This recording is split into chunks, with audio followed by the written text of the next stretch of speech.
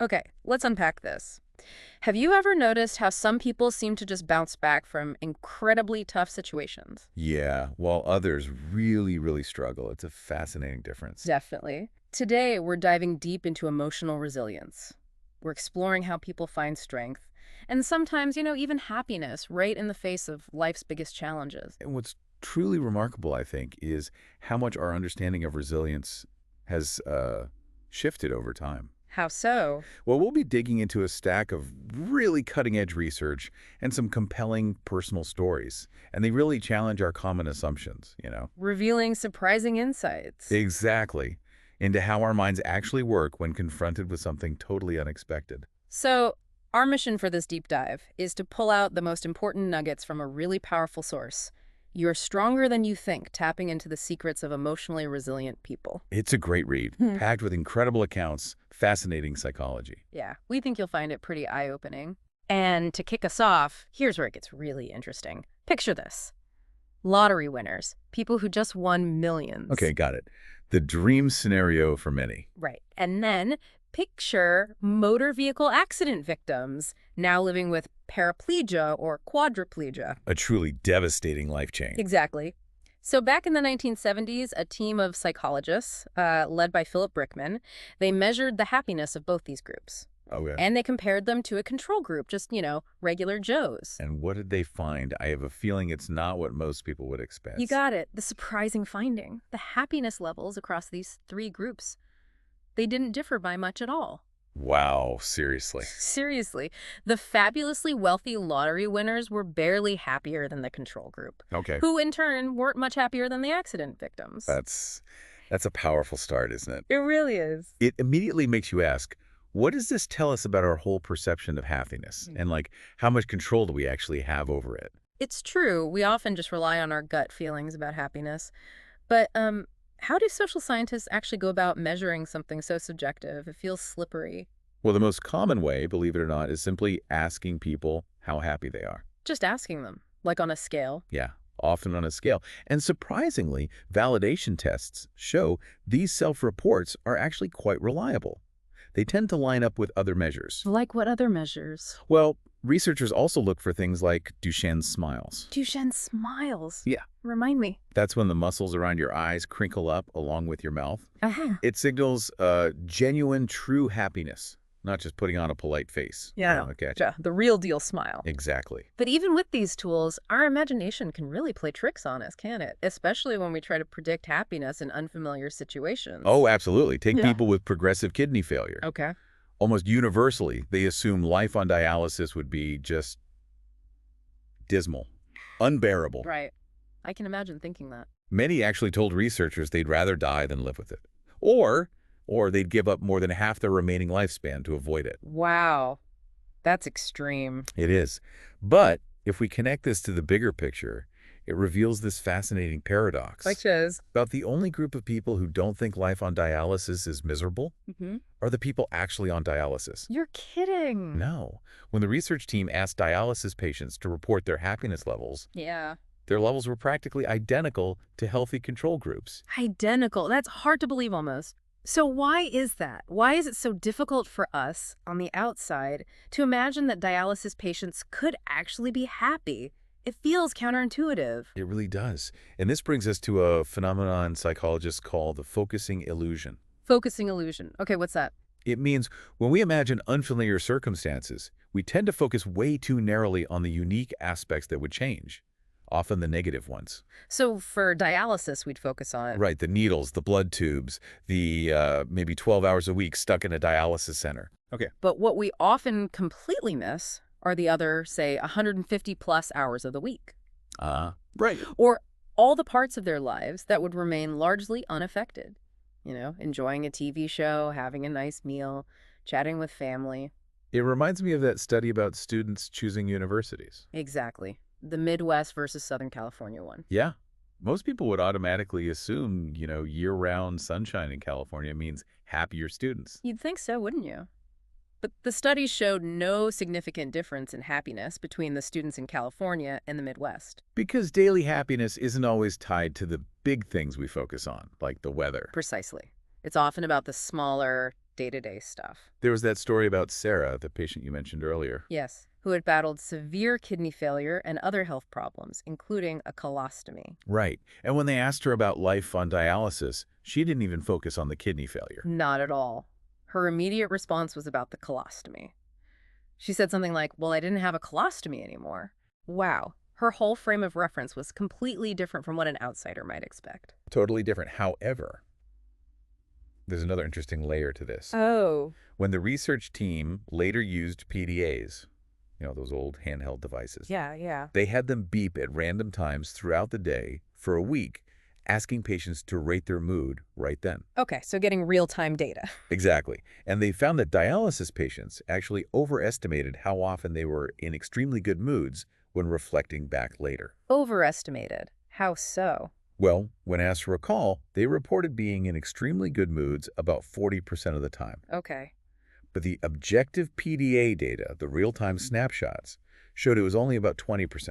Huh, so we remember the peaks more. It suggests that, we seem to remember those peak good moods more easily or perhaps more vividly than the sort of mildly positive ones. Yeah. And that can skew our overall perception of our own happiness when we look back. That's fascinating. So if our perception of happiness is this tricky, maybe even biased, how much of it is really about our circumstances? And how much is something deeper, something, I don't know, ingrained, maybe even in our DNA? That's the million-dollar question, isn't it? It feels like it. Let's unpack the story of Jay Schreiner. The author describes him as just one of the happiest people he's ever met. Right, just exuding positive energy. Yeah, even after living through an incredibly tough life. I mean, losing his father tragically as a child. Yeah, his first wife and children moving away. And then a diagnosis of chordoma that's a rare, pretty aggressive tumor. Very aggressive. He faced incredibly arduous surgeries, radiation, a real battle. And yet, What's truly remarkable is that despite all these extreme circumstances, Jay's long-term mood seemed almost impervious to them, unshakable. like it didn't touch his core happiness. Almost. His emotional recovery from adversity was described as being like a spinal cord reflex, just automatic, hardwired. Wow. He's described as constitutionally incapable of wallowing in misery. Right. And also very high in extroversion, which often correlates with happiness. So this really makes me wonder, could some people just be, genetically programmed for happiness? Is there a happy gene? Well, this is where twin studies become incredibly insightful. Ah, right. Comparing identical twins. Exactly. Identical twins share nearly identical DNA. And studies show that identical twins raised together, they exhibit very similar levels of happiness and personality types. No huge surprise there, maybe. Okay, shared environment, shared genes. But here's the kicker. Identical twins raised apart. In different environments. Yes. They also show remarkably similar temperaments and personalities. Really? Yeah, if one identical twin is an extrovert, chances are very good the other one is too, pretty much regardless of their upbringing. So that points pretty strongly towards genetics. It really does. This evidence suggests that DNA plays a significant role, potentially, up to 50% in people's baseline happiness and their core personalities. 50%. It's a big chunk. It almost sounds harsh. But life truly is unfair in some ways, and maybe one of the greatest sources of that unfairness is our DNA lottery. Okay, that 50% figure feels, well, a bit daunting if you don't feel naturally cheerful all the time. Sure. But what does this really mean for us? It's not suggesting circumstances don't matter at all, is it? Not at all. Yeah. And Jay's story illustrates that too. How so? Well, it also highlights that he had significant resources. Right. He had wealth, he had strong religious faith, he had a very devoted wife. True. Those things must have helped. Absolutely.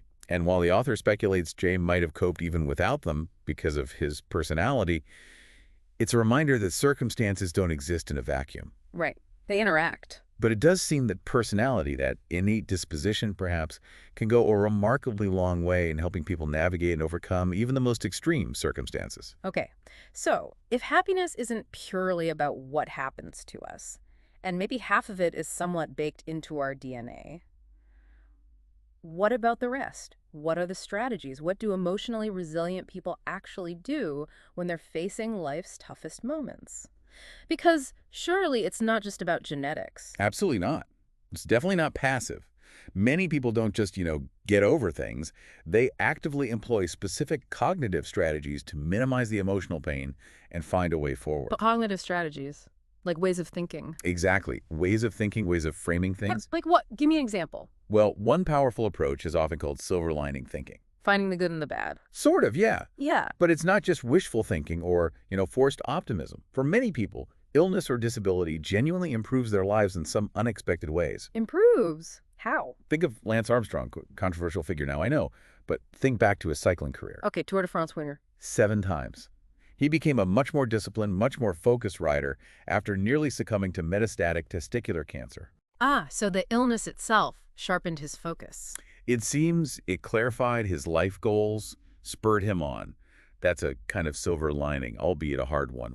Okay, I see. What else? Building on that, another really potent cognitive tool is counterfactual thinking. Counterfactual meaning. Thinking about how things could have been. Specifically, focusing on how things could have been worse. The it could be worse strategy. Exactly. And this is what Greg Hughes did instinctively after losing his legs in that accident. Greg Hughes, the man from the book. Yes. He started thinking like a bronze medalist at the Olympics. Bronze medalist? How so? Well, think about it. Objectively, a silver medalist performs better than a bronze medalist, right? They finish higher. Sure. But studies show bronze medalists are often happier than silver medalists. Happier. Why? Because the bronze medalist is often thinking, wow, I almost didn't get a medal at all. I could have been 4th. They're relieved. Ah, comparing downward to not medaling. Right. Whereas the silver medalist, they're often plagued by thoughts of the gold they almost won. If only I'd been 0.1 second faster, comparing upward to what they just missed. So Greg Hughes was focusing on how much worse his injuries could have been. Precisely. Focusing on what he didn't lose rather than just what he did. Okay, that makes sense. But you said counterfactual thinking can get tricky. It can. And here's where it gets really interesting, maybe even a bit frustrating. It also has a dark side. A dark side. Yeah. Think about missing a flight. If you miss your plane by, say, 5 minutes, but it left 25 minutes late, Oh, no. you'll be absolutely plagued by what ifs, right? If only I hadn't stopped for coffee. If only I hadn't watched those 5 minutes of the morning show. Yeah, you'd replay every single moment. It would drive you nuts. Exactly. It's far more maddening psychologically than if your plane left right on time and you missed it by a full 30 minutes. Because the near miss feels like you could have changed it. Right. Those near misses, those almosts, are what really drive us crazy. Okay, so counterfactuals, silver linings. What other strategies?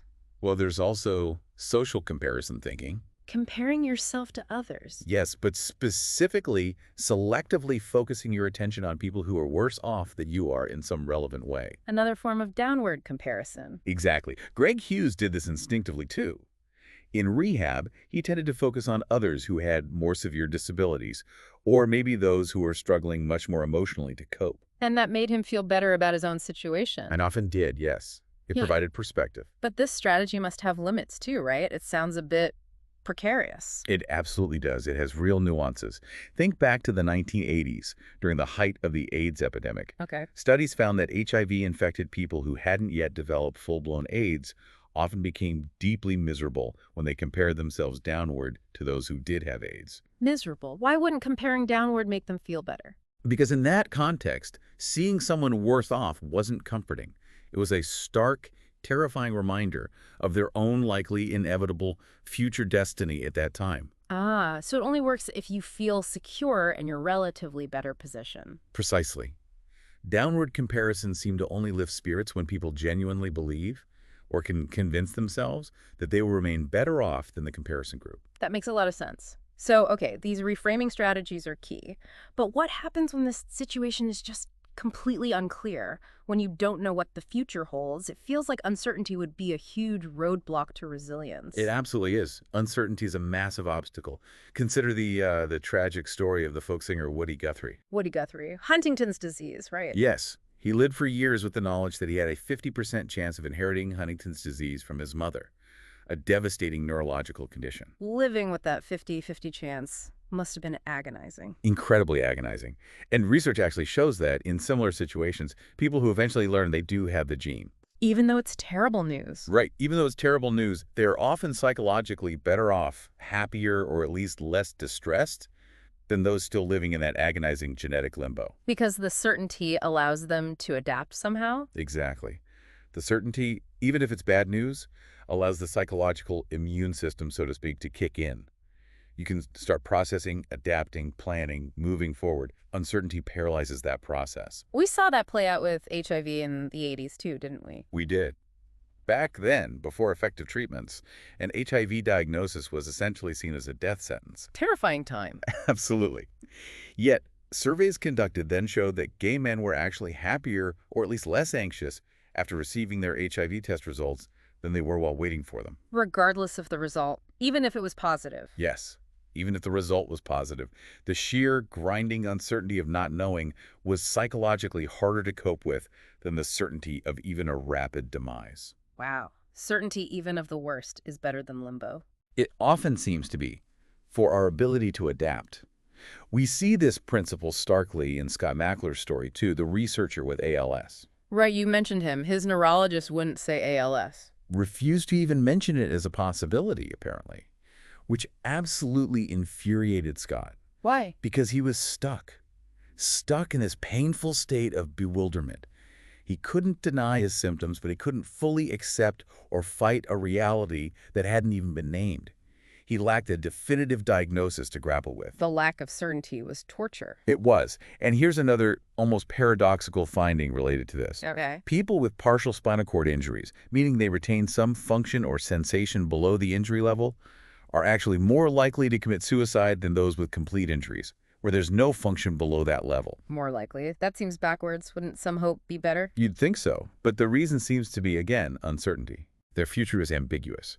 Will they regain more function? Will they improve? Or will holding on to that hope just lead to repeated, crushing frustration and disappointment? That constant ambiguity, that will I or won't I get better, can be psychologically devastating. So certainty allows adaptation, uncertainty hinders it. What else helps resilience? Social connections must play a role. Oh, hugely. Human beings are fundamentally social animals. Robust social support is absolutely crucial. We see that everywhere, right? We do, even in the animal kingdom. Studies on baboons, for instance, show that those with strong social ties, more friends, more grooming partners, have lower levels of stress hormones. Lower stress just from having friends. Seems so. And in humans, people in support groups for various chronic illnesses consistently report higher levels of happiness and well-being compared to those facing the illness alone. Connection matters. But you mentioned the social side wasn't always easy for Scott Mackler. Right. It has its complexities. Scott found that once his illness, ALS, became public knowledge, it brought this unexpected added layer of shame and indignity for him. People might stare or treat him differently. That must have been hard. Very. But he confronted it head on.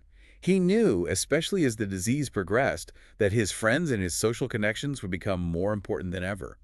He needed them. And he adapted in incredible ways to maintain those connections, right? Yeah. Especially with communication. Absolutely incredible ways. As the ALS progressed, his speech first slurred, making him hard to understand. Then eventually he lost his voice completely. How did he communicate then? He adapted relentlessly. First, he started using a computer with a special mouth he could control. Then, as that became difficult, he used a word-guessing program that selected letters when he simply lingered his cursor over them. Wow. Finding ways around the limitations. Honestly. And eventually, even that became too hard as his muscles weakened further, so he developed an eyebrow and teeth code with his family. An eyebrow and teeth code. Yeah. Like, one click of his teeth might signal he wanted to spell a consonant between B and H, and then they'd figure it out. It was incredibly laborious, painstaking work. But it was communication. He refused to be cut off. Exactly. It kept him connected. That determination, that adaptability, it links back to something you said earlier about happiness maybe being evolutionarily advantageous. Yes. This capacity to adapt, to stay connected, it brings us to another fascinating insight. It seems people tend to be happy or at least have a baseline leaning towards positivity, most of the time, because good moods actually bring significant survival advantages. Survival advantages? Like how? Well, positive moods are linked to more flexible creative thinking. They increase attention spans, they can improve memory recall, and they make us more willing to explore and seek out variety. Okay, I can see how those would be useful. Think about it in simple evolutionary terms. Imagine two cavemen, Og and Ugg. Okay, Og and Ugg. Og is generally pretty cheerful and optimistic. Ugg is more Eeyore-like, generally pessimistic. Got it. They both go hunting for 3 days and find nothing. Ugg gets discouraged, gives up, goes back to the cave to mope, will never find food. Okay. But Og, the happy caveman, He doesn't give up so easily. He's convinced he'll find food tomorrow. His positive mood might even induce some creative thinking. Hey, hunting with a spear isn't working. What if I try dropping a big rock on that animal instead? Huh. Rock-based hunting. Innovative. Maybe. And because happy extroverted people like Unk probably tend to have larger social networks. His caveman buddies. Exactly. His friends might see he's struggling and share some of their mammoth steak with him. So in multiple ways, it genuinely pays off, evolutionarily speaking, to be the happy caveman. Good moods help us persist, think creatively, and connect socially. That makes a lot of sense. Okay, so we've talked about these major adversities, accidents, illnesses, diagnoses, and the incredible strategies people use, but sometimes it's not the huge earthquake. It's the constant dripping tap that drives you mad, right? It's the smaller chronic irritations. You're absolutely right. Those can be enormous tests of resilience in their own way, sometimes even harder to adapt to than the big one-off events. How so? Let's go back to Greg Hughes after his leg amputations. He experienced phantom pains, which could be intense, but they were intermittent. They came and went. Okay, phantom pains. Awful, but not constant. Right. But he also experienced something called paresthesias. Paresthesia. Yeah, basically continuous tingling, pins and needles sensations in his stumps. All the time. Like when your foot falls asleep but it never goes away? Exactly like that. Mm. And even though he rated the intensity of this sensation as only a 3 or 4 out of 10 on the pain scale, much less intense than the phantom pains. Yeah. These paresthesias were far more troubling to him. Why? Because they were persistent. They never stopped. They made it incredibly hard to concentrate, hard to sleep, just a constant background noise of discomfort. Because you can't adapt to something that's always there. Precisely. This is a phenomenon called sensitization. It's the flip side of adaptation. With constant, unavoidable, low-level irritations, we can actually become more sensitive to them over time, not less. The dripping tap effect, it gets louder and louder. Exactly. Scott Mackler faced something similar, didn't he? With coughing. He did. A really maddening struggle. As his ALS progressed, his breathing muscles became too weak for him to produce a full, effective cough.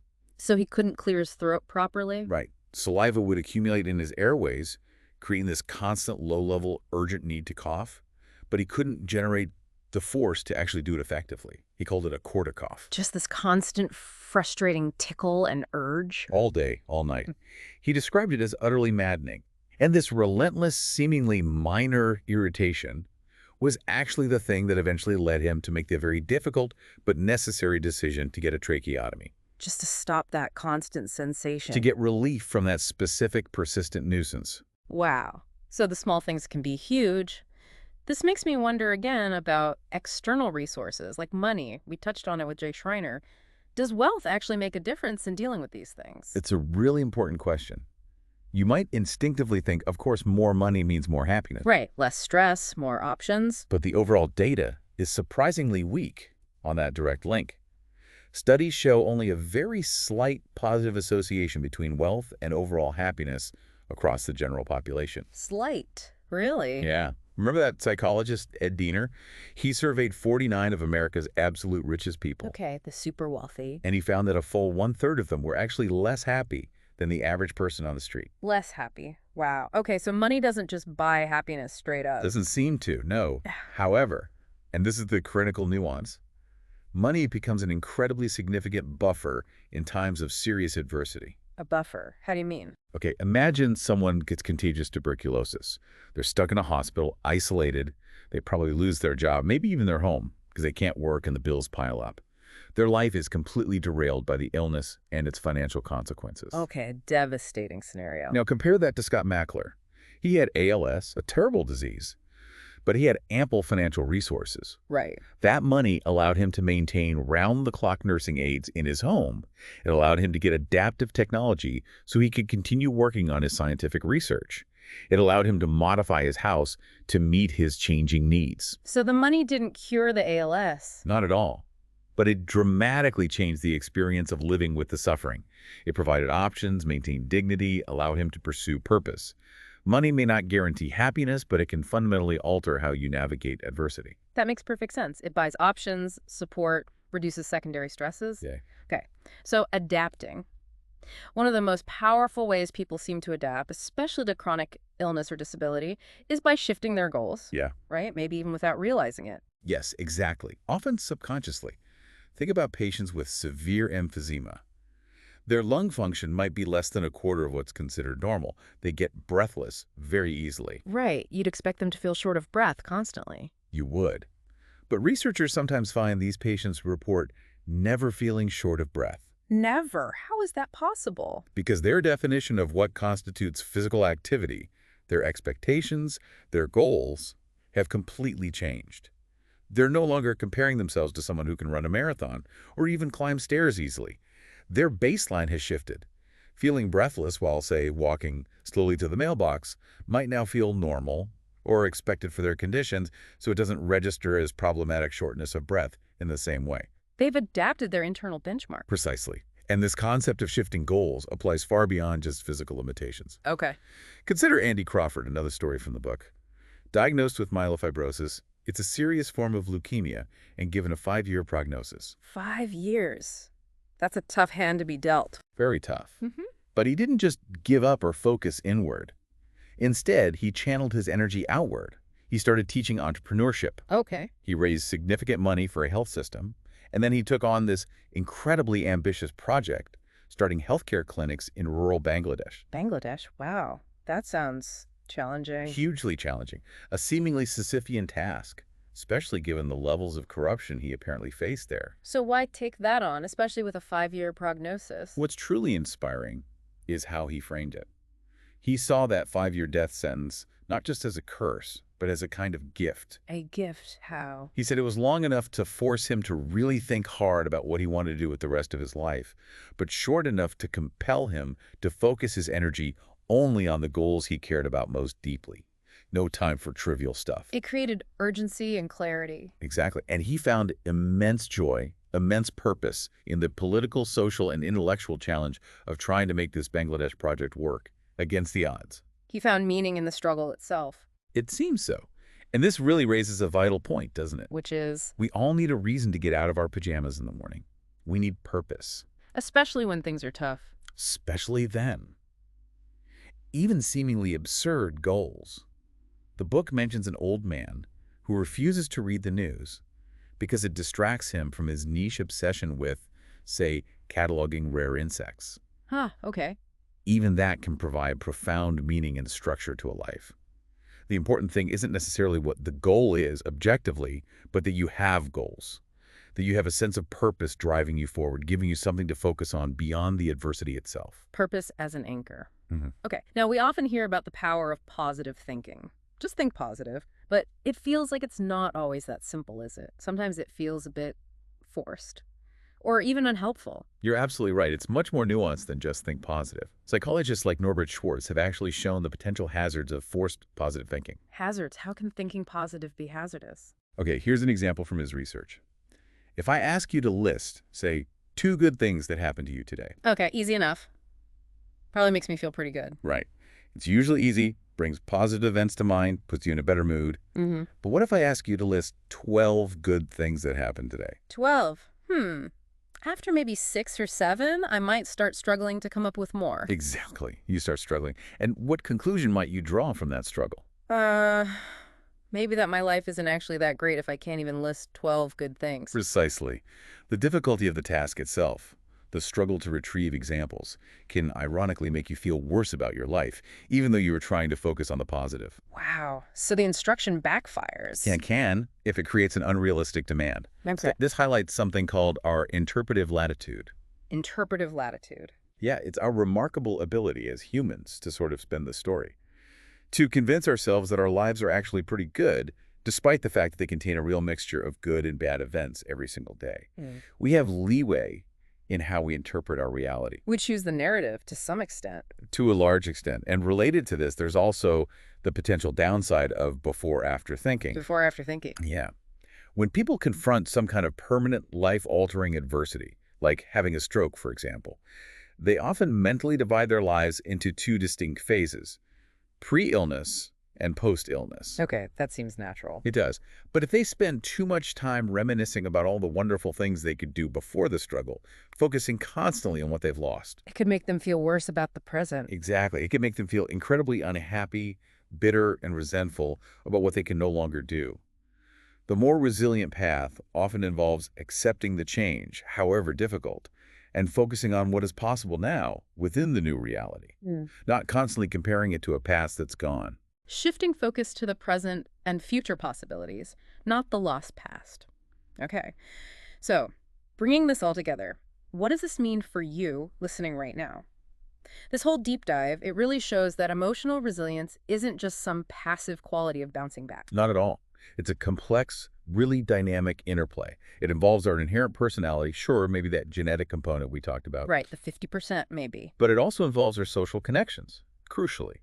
And maybe most importantly, the active, conscious cognitive strategies we employ, how we reframe our reality, how we reassess our goals. It's a toolkit, really. It absolutely is. Yeah. Whether someone is learning to cope with those maddening small nuisances, those persistent irritations like the paresthesias or the quarter cough, Or facing a monumental, life-altering shift like an accident or a major diagnosis. the secret seems to lie in tapping into this diverse toolkit, using both internal strengths like optimism or perseverance and external resources like social support or, yes, sometimes money. It's about finding purpose, adapting our expectations when necessary. And sometimes, maybe counterintuitively, it's about simply choosing to look at how things could, in fact, be worse, using that counterfactual thinking strategically. So, while we can't always cure everything that challenges us, we can't eliminate all adversity. Definitely not. Life will always throw curveballs. But we can learn to accept what we genuinely can't change. And crucially, maybe find ways to contribute to others even when we're struggling ourselves. Yes, that point about contribution, about altruism, seems really important. Knowing that helping others can have profound benefits, not just for them, but for our own sense of purpose and well-being. Which leads us to a final thought, a question maybe for you to consider. Yeah, think about this. How can you, in your own life, better identify and then leverage your own inherent strengths, the things you're naturally good at, your personality traits, and the learned strategies we've discussed today? How can you use that toolkit to navigate both the inevitable small nuisances and maybe the unexpected big struggles that life throws your way? And maybe also, given those potential evolutionary benefits and the sense of purpose it brings, what ways can you find, even small ways, to contribute to others, especially perhaps during your own challenging times? It might be more beneficial than you think. Some powerful things to reflect on. That's our deep dive for today. Until next time, keep exploring, keep learning, and keep discovering your own incredible resilience.